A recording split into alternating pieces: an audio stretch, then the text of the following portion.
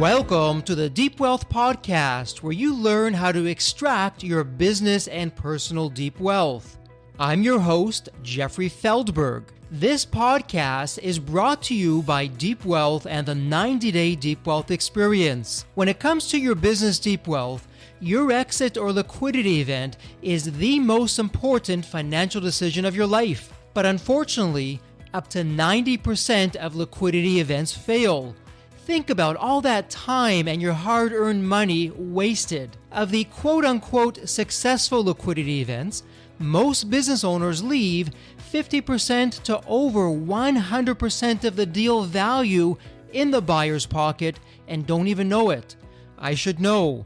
I said no to a seven-figure offer and yes to mastering the art and the science of a liquidity event. 2 years later, I said yes to a different buyer with a 9-figure deal. Are you thinking about an exit or liquidity event? Don't become a statistic and make the fatal mistake of believing the skills that built your business are the same ones to sell it. After all, how can you master something you've never done before? Let the 90-Day Deep Wealth Experience and the 9-step roadmap of preparation help you capture the best deal instead of any deal. At the end of this episode, take a moment and hear from business owners like you who went through the Deep Wealth Experience. Earle G is an internationally recognized entrepreneur, visionary, and innovator in several fields of technology and neuroscience. Earle is the CEO of Access.ai, a cloud-based information management system for the casino industry. Earle is the vice chairperson of the International Gaming Standards Association and chair of the Blockchain Committee. He focuses on ethical AI, blockchain standards, and integral traceable data. Earle has 2 TEDx talks in the neuroscience field. His passion for technology is only matched by his curiosity about human behavior. Welcome to the Deep Wealth Podcast, and you heard it in the official introduction. We have an incredible individual, starting from the military to now being a thought leader, to being on the forefront of technology and AI and an entrepreneur through and through. It will be an incredible conversation. Hang on to your hats. But that said, Earle, welcome to the Deep Wealth Podcast. It's an absolute pleasure to have you with us. And Earle, I'm always curious because there's a story behind the story for everybody. So what's your story? What got you from where you were to where you are today? First of all, thank you very much for having me. I'm very grateful to be here. And my story is a very simple one. I come from a very small fishing village in Newfoundland, Canada. Growing up, very modest, if that's the word I could use to mask the truth, a very modest upbringing. But at the age of 9 years old, my mother took out a 5-year bank loan and bought an encyclopedia set. And all of a sudden, and I'm sure the internet-enabled world we're in now would not maybe relate to that, but at the age of 9 years old, I left a beach in small town Newfoundland where my universe was really the 2 mountains that governed where I lived. And all of a sudden, with these 17 books, every time I turned a page, I saw a new country, a new culture, a new language, a new spice, a new word that I could learn. And that fueled a fire inside of me that's governed every single thing I've done since. Because I started reading those encyclopedias and I wrote down about 200 plus, the number's 208 to be precise. I wrote down 208 places that I had to absolutely see in my life. Every job, every investment, every project, everything I volunteered for seemed to be synchronous of getting to put my feet on the ground in all of those places around the world. And I'm very proud to say I only have 3 places left. Wow. Little wonder. I know from in between this interview with the emails, Jeffrey, I'm going to be on this continent today and the next continent tomorrow. And I just got back from over in the UK yesterday. And so you are all over the place. But let me ask you, so as your world really expanded, and you're right, some of our listeners today, an encyclopedia, what the heck is that? What, books? You had to read books? And it'll be a foreign concept for them. So your mother took a huge investment for her a 5-year loan for an encyclopedia set. I mean, wow, Yep. talk about her devotion to you and your future and her investment that she's putting into her child, into her son, to go out there and be someone that literally changed your world. So as you're growing up, as you had this list of 208 countries that you're going to visit, that you wanted to see, as you're starting out in business, what was that like for you in the early days? Like in any movie you go to see, you've got the beginning where all the hype is, and that was me with the encyclopedias. Sure. But then you have the heartbreak. And the heartbreak is at the age of 17, I realized that I had absolutely no future in Newfoundland. I couldn't go to school, had no financial resources to do anything. And out of the blue, one of my friends pointed me towards the Royal Military College, which is the Canadian version of West Point. And lo and behold, I applied, got accepted. And after my mother taking out a loan that broke the bank for many years, I turned around and turned it against her, because everything I'd learned in those books, I packed my bags to go see around the world. And I was very grateful to use the Canadian military college system to be my springboard for that. And I did my short engagement, which is almost 10 years. And from there, I knew I had to do something else. And I just jumped out into the civilian world and decided to figure out what entrepreneurship is. And entrepreneurship very rapidly became equated to only one word or only one mantra, and that's never give up.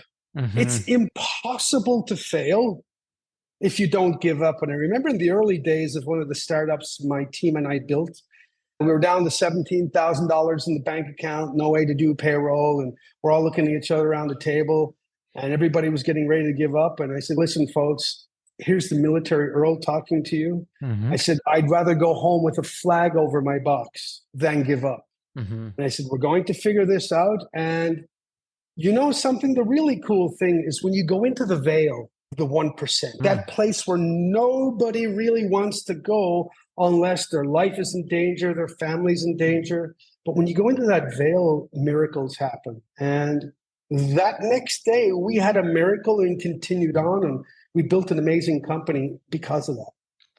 It's interesting, Earl, when you went into the military, if you go back there for just a moment, speaking with you and seeing your accomplishments and your achievements today, back in the day, I'm just wondering, the military, when I think of the military, and by the way, thank you for your service for starters, and God bless everyone in the military. They do what they do so we can do what we do. We're very privileged and fortunate.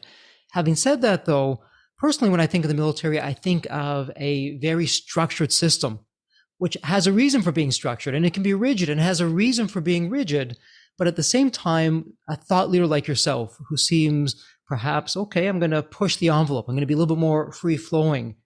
What was that like in the early days for the military? And I can see that never give up being instilled in you, which would seem to be a benefit. But what was that like as you went, you call a short stint, 10 years, or some people would be a lifetime. But in that 10-year period, that decade of your life, what was that like for you being in the military with the systems and your personality and the way you were thinking? That's a hard question for me to answer truthfully, because I want to make sure that I respect every single mentoring coach that believed into me, because I had a very complex time at the military college because of my educational background and the standard at military college. But let's just say that when you look back on your life, and I'm in my 50s, so I'm allowed to say that now. When you look back on your life like I am, I'm realizing that my life was built on foundational layers. So while I may have been less comfortable, less happy, less patient, you could ask General Scott Clancy how patient I was as a human being back then. He would try to find a word more positive than not at all.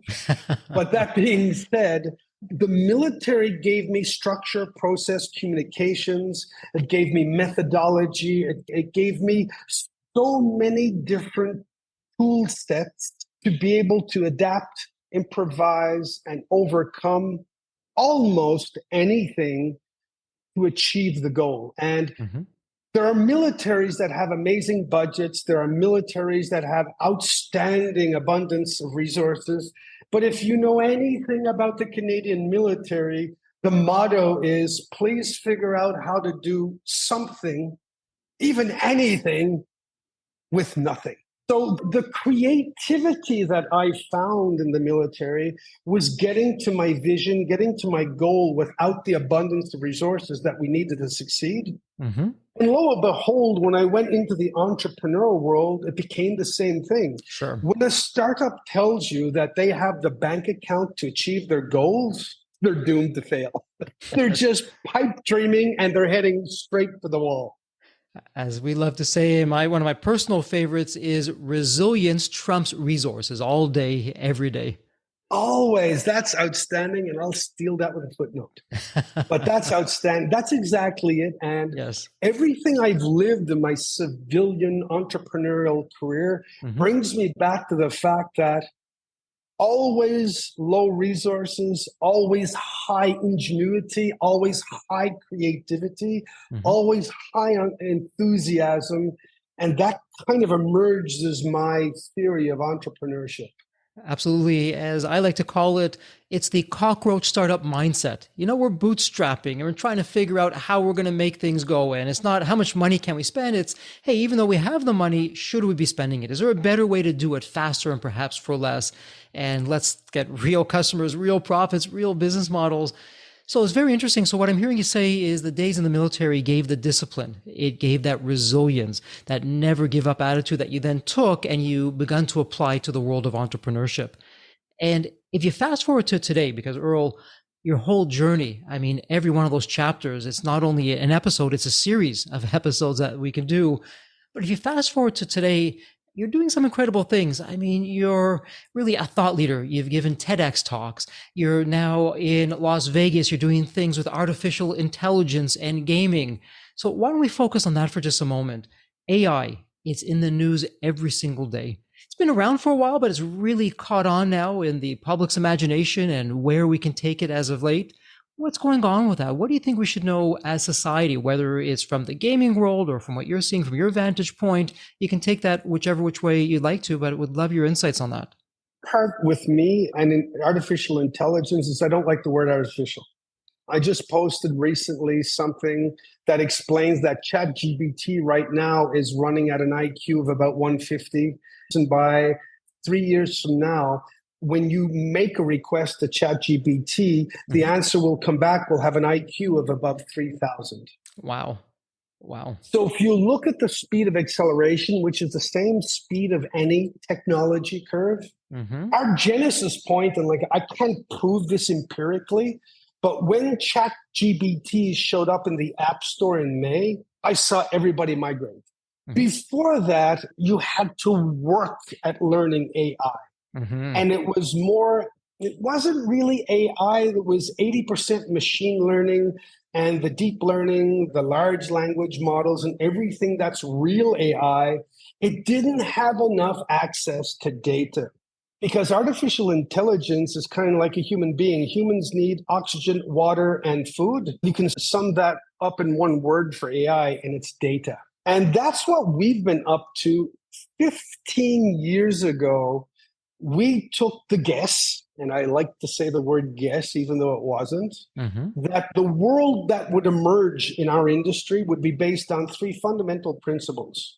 Everything would be cloud, because cloud is way more secure than uncloud. 2, everything would be cashless. COVID accelerated that principle and brought us 10 years faster towards it. And 3rd, actionable intelligence or artificial intelligence would be the foundation of all organizations. And we're entering into the AI phase right now because for a product to go mainstream, it has to be consumer friendly. And ChatGPT on an Android or a smartphone, it's ask a question, get an answer. So people are not finding the resistance that we had when we were using large, complex systems. If that makes sense. Absolutely. Now let's go back to something that you said. I've heard it said really from other thought leaders as well. They say, Jeffrey, when you're talking about quote unquote artificial intelligence, please remove the word artificial. because there's nothing artificial about it, that it's a sentient being. Now that creates a whole storm cloud of discussions, but what's your thought on that? Is it a sentient being? Is it alive, so to speak, perhaps in a different kind of way than what we would define that from a human perspective? I mean, what's going on with that? So I'll draw a very clear line in the sand that if anybody wants to dance on my side of the line, they better have the neuroscience background that I do to have a chat about it. Because when you take a human being sitting in their chair at home, relaxed with no worries, no pain, no trauma, and no threat, I'm using precise words. In other words, the fight and flight mechanism is not activated. They're in a rest and digest. That means the right side of their brain is more or less dormant, but the left side, the rational thinking side, is firing up. Okay. That's what AI is doing 24 hours a day. So when you get into generative AI, you're looking at rational thought, rational response, and you're looking at learning off rational decisions where there is no induced culture, there is no induced principles. And we could argue that in the micro, that the person that's creating the algorithms is inducing these errors, if I can call them. But the major distinction we have to make in the AI world is that a human is not human at least 80% of the time. Okay. For the very simple reason is that the vast majority of humans do not know how to breathe.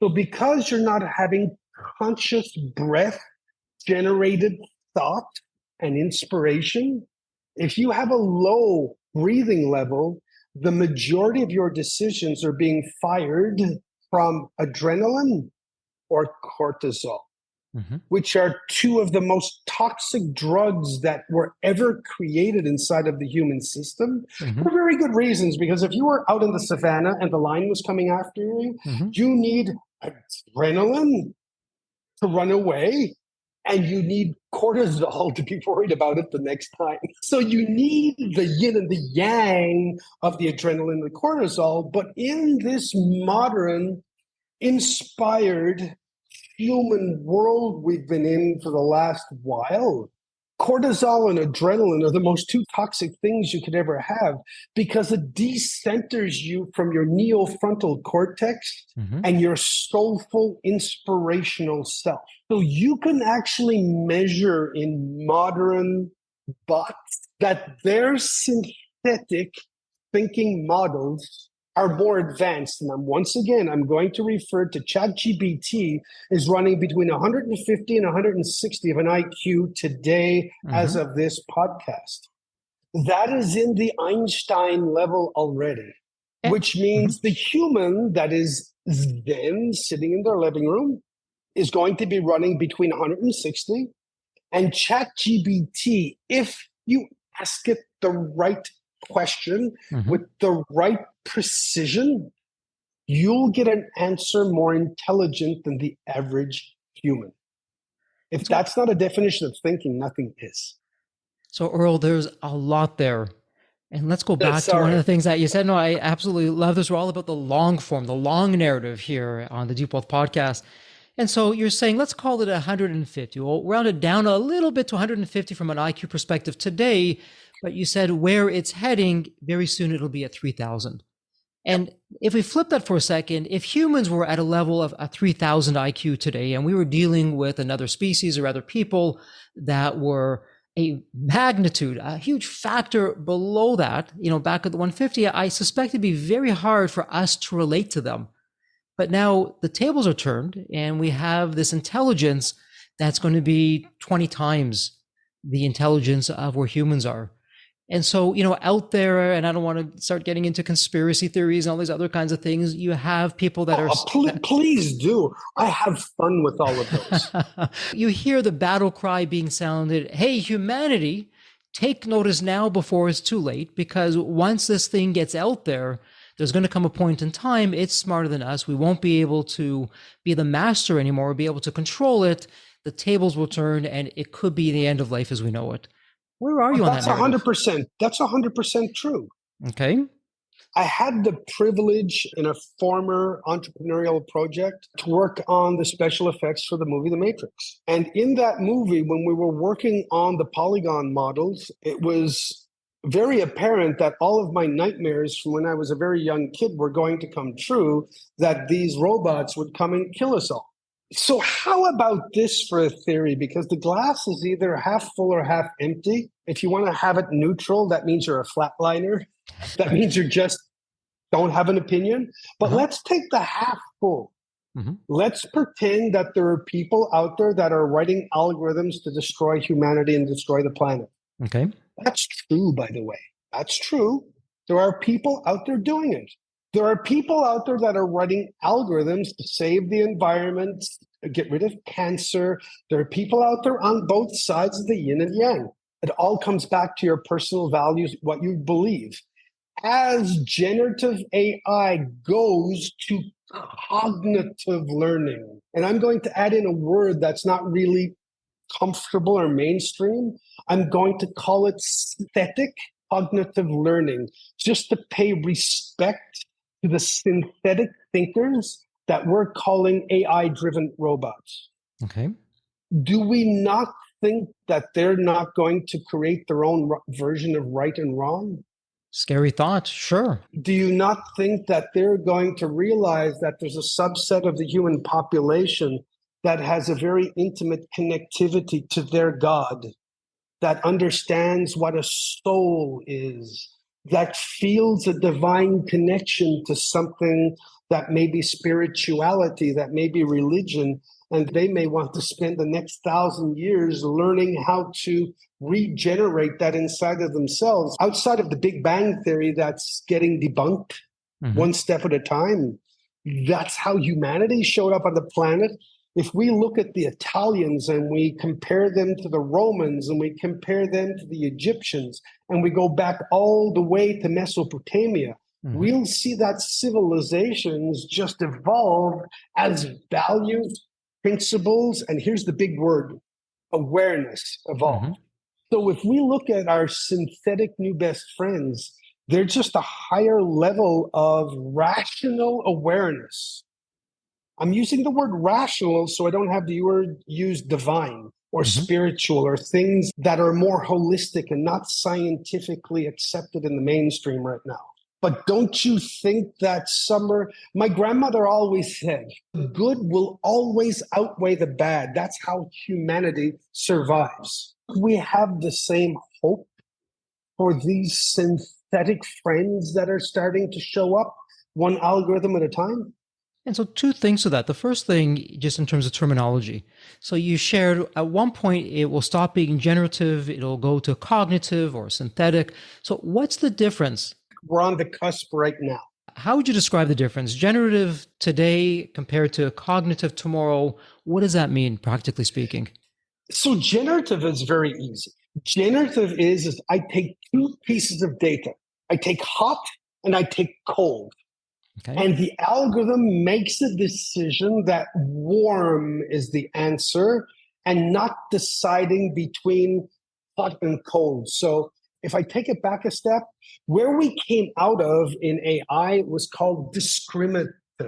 In other words, we give the algorithm a decision, black and white, and it'll go, oh, I don't know, let's go for black. Okay. 52.3% says it's black, let's go with black. Generative AI says black plus white equals, look at all of your experiences, look at your past decisions, look at the environment, look at the entire data set that you have availability to, and bring us back your best answer. If that was a human, we'd be talking about values and principles. Sure. But in the AI world right now, all we're saying is that's generative AI. It's bringing back a response that it generated from, and the word I'm going to use is its experience. Now that we've made it there, coming out of the laboratories where it's been working for years now, we're heading towards cognitive learning. And the entire experience of cognitive, that's where we get into Einstein, what he called fuzzy math. In other words, we'll give you all of the information, we'll give you all of the data, but now you're going to start going layers down into the information. And maybe a decision you made here was because you were, and if you don't mind, I'd like to jump over to humans. When I sit down with a human being and I ask them to make a decision, it kind of looks simple on the surface, but they may have had a car accident at 32 years old that fundamentally scarred their perception of the world. They may have been beaten as a child. They may have gone to one of these Catholic schools like I went to, where it was just absolutely crazy. So when you look at a human being's decision process, there's not a structured methodology to arrive at a decision. It's the society that will determine, is this person crazy? Is this person extremist? Is this person okay and safe because herd theory is just making them make a decision that makes no sense, but the community likes it and accepts it? When you get into cognitive learning, it means that you're going to be digging down through the layers of the decisions you made in the past to generate a brand new decision based on your level of awareness when you made the decision. And once again, I'd love to add in, for those that are listening, the fundamental difference at this point in history is that the bots, the algorithms, don't have the flight and fight response. So they're not looking to dominate. They're not looking to hit. They're not feeling that they're being oppressed because they were hurt when they were 5 years old in school.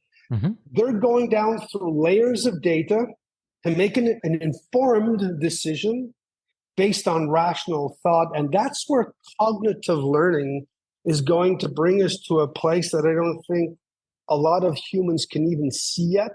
Because if you go to a brainstorming session in a company mm-hmm. and you look around the table, you don't see brainstorming. You see a theory called dominant theory and herd theory combined, where the humans, the crystalloids they're called, that are in the brain, they're little tiny crystals, mm-hmm. something called mirrored neurons. Every human being around the table is trying to autofocus. They're trying to synchronize.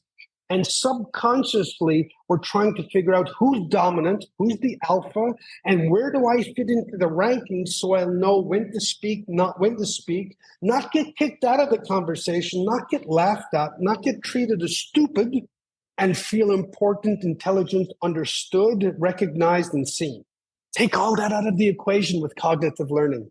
And so, Earl, let me ask you this, because it sounds incredibly exciting. The critics of, we won't use the word artificial, of the intelligence movement that's going on now, they're saying, hey, it's early days.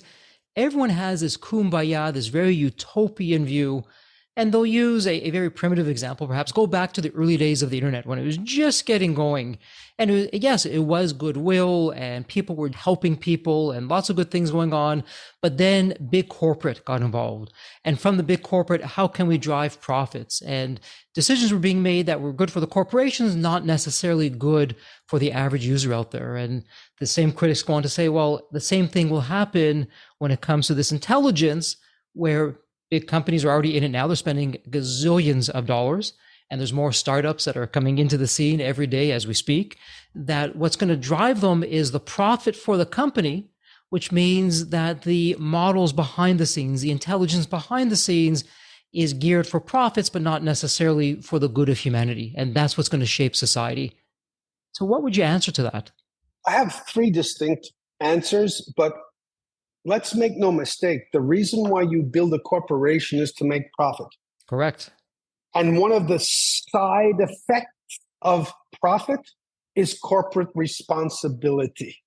So I have to come back to that one. I just wanted to put that one in there right away, because if you're a corporation that doesn't want to make profit, anyway, we know what happens to those. They get government grants. Sorry, I had to throw that in there for the fun of it. Sad but true. I'm with you on that. So the point, I think it's the most important to understand there is, number one, to take a second dig, because that's what I love to do. I love being from Newfoundland. I was born with the most cynical sense of humor you could ever have. The critics are sitting in the passenger seat with a play steering wheel and a fake horn. Okay. So I kind of laugh at the critics because instead of coming up with collaborative, intelligent models to think and how we get past this, Mhm.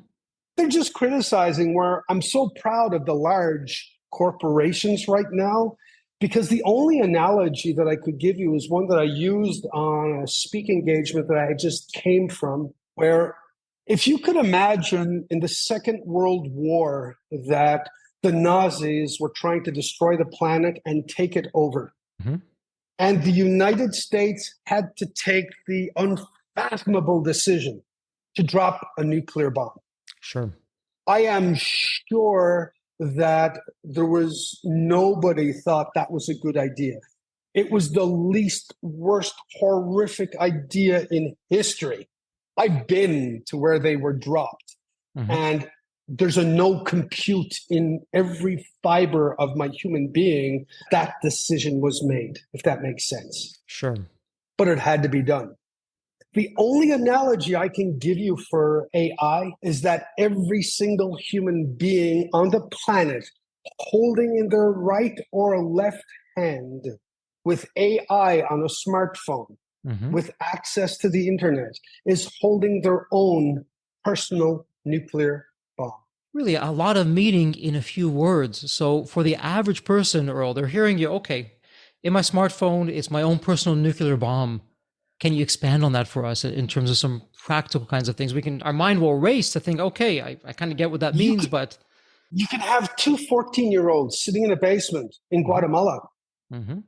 with two iPhone 6s, if you remember what those were like 100 years ago, with Sure. ChatGPT sitting on top of them, if it's compatible with that era. And they can actually ask the right questions and do the right things to figure out things that you're not allowed to figure out in the normal world. Mhm. You can have a PhD student that can map out onto the internet to manipulate a DNA code and create a virus and just spread it all over a local store for a new type of weaponizing of information. So chat GBT, and I always use that word like I would use Kleenex or something else like that, Sure. but AI gives us the ability to have a level of intelligence that may far surpass our awareness, our education, and our ability to comprehend our actions. It's like as if I gave a AK-40 to a 6-year-old Mhm. in a shopping center that was loaded, Mhm. and I expected them to have the awareness to not take the safety off because they might kill 50 people. Sure. Power of what the human has in their hands since it went into the App Store is absolutely excruciatingly stressful to no point for me because we're at the moment now that all my childhood nightmares were saying that we would arrive to.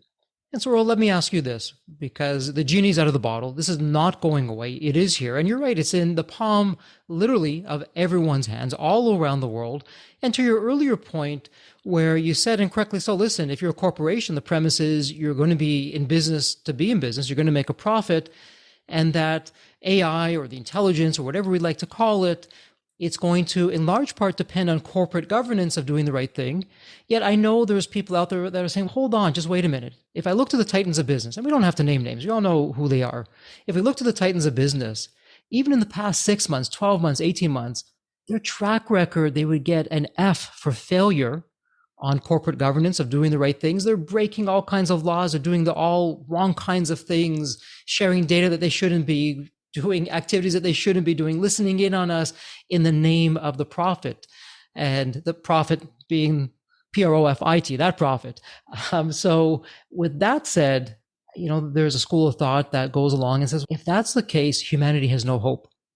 That our greed, the ego, the drive to become the biggest and the best and the most profitable, if that's going to be the case, then we're almost done before we've begun. And again, I'm overemphasizing, perhaps I'm being a little bit overly dramatic here, but someone who's been in the thick of things now for nearly 2 decades, with your background, with what you've seen, I mean, big picture, Earl, what's your narrative if we were to fast forward 10 years, 50 years, 100 years? What does that look like? It's like anything else that I've seen in my lifetime and my study of history. Hmm. Phase one is always profiting, getting an edge, going way past any ethical barriers. And then two things happen: do their thing. And you'll see, like we've already seen, the European Union is getting very loud on this, very proud of what Canada is doing and starting to get loud on this. Hmm. But you also see a subset of industry going, hey, you know something? My mom brought me up to be a good human being, and I don't feel comfortable about this. I think we should put some policies in place. Hmm. And then you see organizations and associations show up. A Hmm. caveat: before I was elected as the chairman of the International Gaming Standards Association, which is the governing body for standards worldwide in our industry, I made it very clear to the members that one of the basic premises that I would be screaming out of the gate would Hmm. be an ethical AI committee, a manifesto that all of the member organizations would have to sign, that put a very clear line in the sand of what they believed in, what they were scared of, what they were going to do to uphold the highest ethical standard, to use this infinite weapon of good. So if you look in other industries like the Order of Engineers, if you look in aeronautical, right now, because of the fact that we've got our first lap around the track, we've got our first year with commercially ready available AI, we're seeing all kinds of crazy stuff all over the place. You're seeing the good emerge to police the bad. Will you have the dark web of AI? Of course you will. Will we be going to AI generated stock market crashes? Of course we will. Will we be going to AI generated satellite sabotages? But if we go back in the old days when we went and bought a computer, like 1996, if anybody is that old, and we had to sit there and we had like these two sets of cassettes, if you remember, like the three quarters, and one was McAfee, John, if we remember McAfee. And if you remember Norton, and you had, and it wasn't Tim Horton or Tim Norton, it was, we had these two cassettes. We're going, how do we protect ourselves about somebody coming into our computer? The cool thing about evolution is that nothing changes. It's just the language, the tool, and the awareness changes. Hmm. But there is no difference looking back at the technology in Egypt and the technology today and the technology of tomorrow.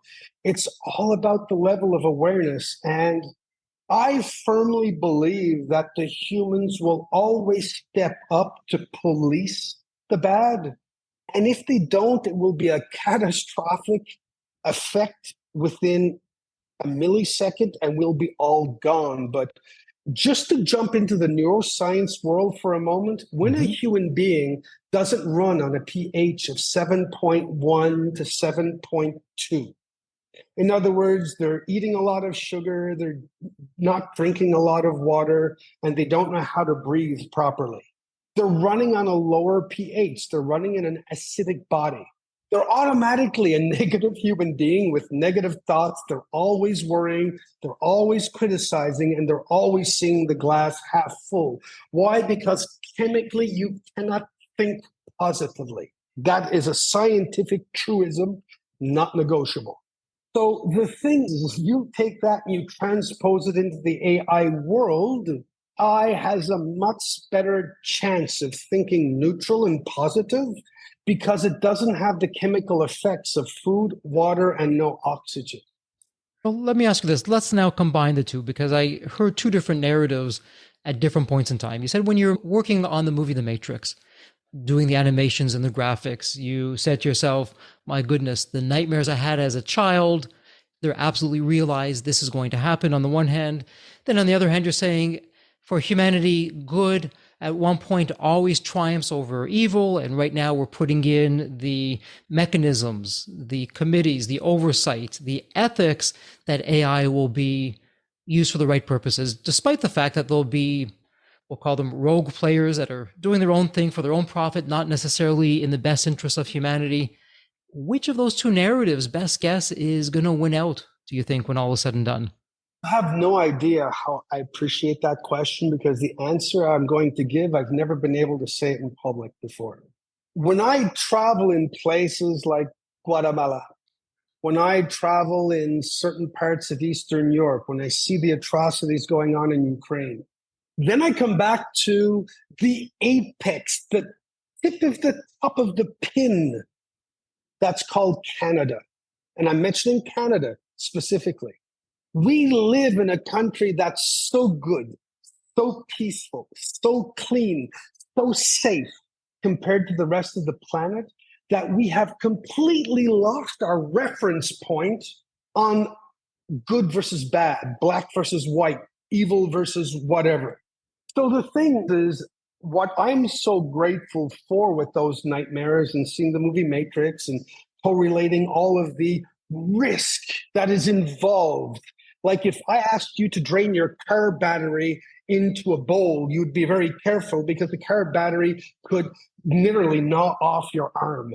But it's the same thing with AI. If we don't have a perspective on the infinite negativity of the bad, there's no way that we can be soulful and mindful of constructing the good and creating the barriers, because when you get too far into the good, you forget about the reference of the bad, and then something catastrophic happens. So for me, I know there's a dichotomy in my speech, but for me, the gratefulness or the recognition that I have of my fear of the bad, that's what drives my quest to ensure the guardrails are in there. Because if we go over the cliff, it's not 10 feet, it's 10 million feet. Sure. And we can only hope that this yin and yang that you're talking about, and I appreciate that. You can't appreciate the good if you don't know what bad or evil is, and vice versa. You don't know what's light if there's not dark, and that you need the two to, in some weird sort of way, to balance each other out, with hopefully the good, the light, the pure winning out when all is said and done at the end of the day. So it's an interesting answer to what seems like a simple question, but many layers and very complex.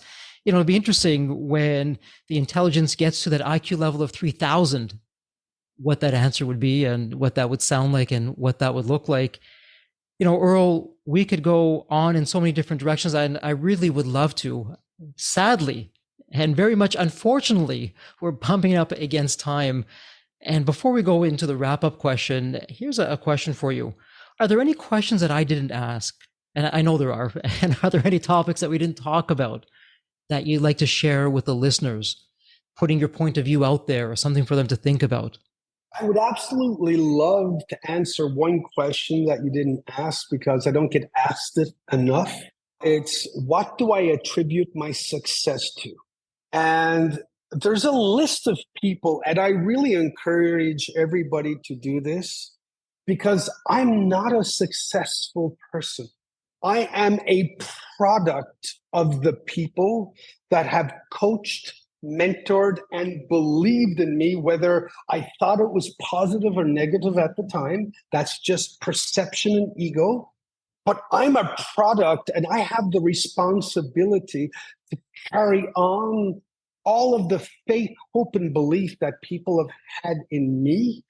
And I have what I have, and I am who I am because of all those people. And if any of them ever listen, I really hope and pray they know who they are, because I never get the chance to speak about them enough in public.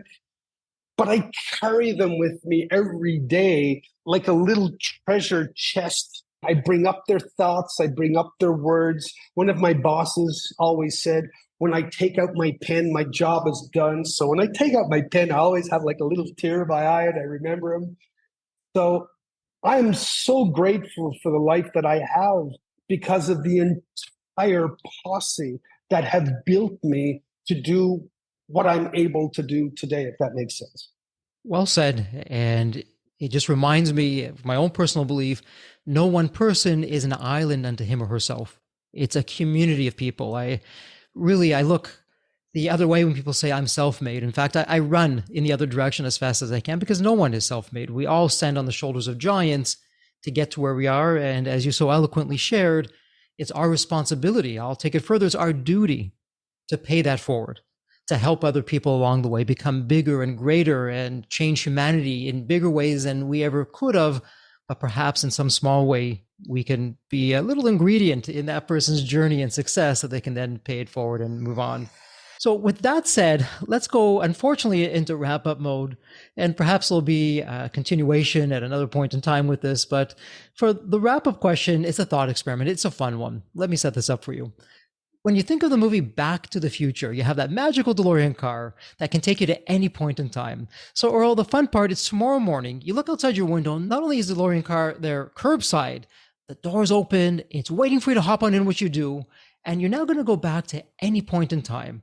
You can go back to Earl as a young child, as a teenager, whatever point in time that would be. Earl, what are you telling your younger self in terms of life lessons or life wisdom? Or, hey, Earl, do this, but don't do that. What would that sound like? Oh, that's so simple. Stop worrying.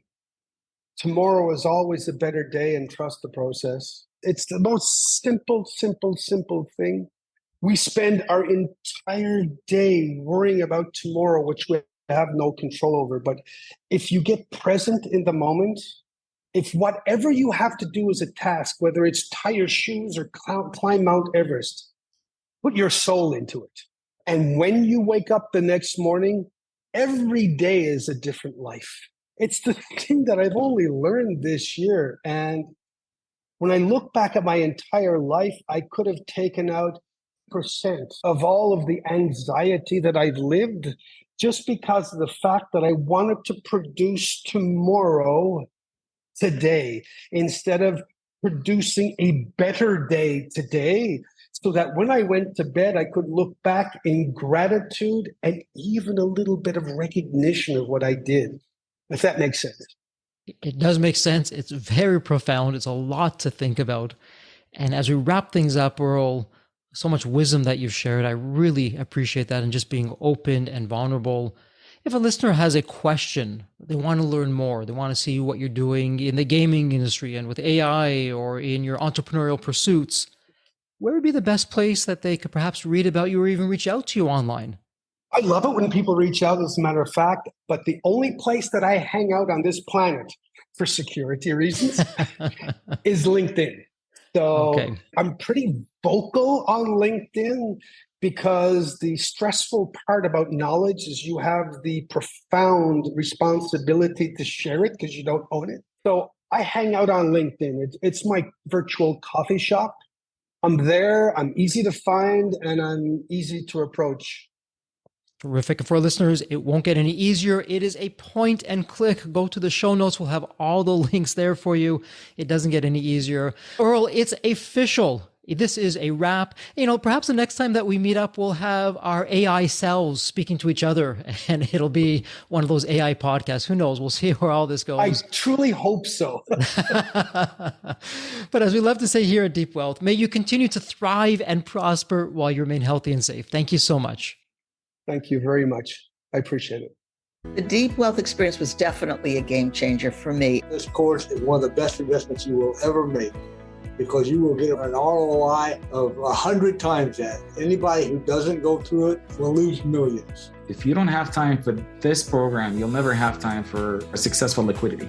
It was the best value of any business course I've ever taken. The money was very well spent. Compared to when we first began, today I feel better prepared, but in some respects, maybe less prepared, not because of the course, but because the course brought to light so many things that I thought we were on top of that we need to fix. I 100% believe there's never a great time for a business owner to allocate extra hours into his or her week or day. So it's an investment that will yield results today. I thought I will reap the benefit of this program in 3 to 5 years down the road. But as soon as I stepped forward into the program, my mind changed immediately.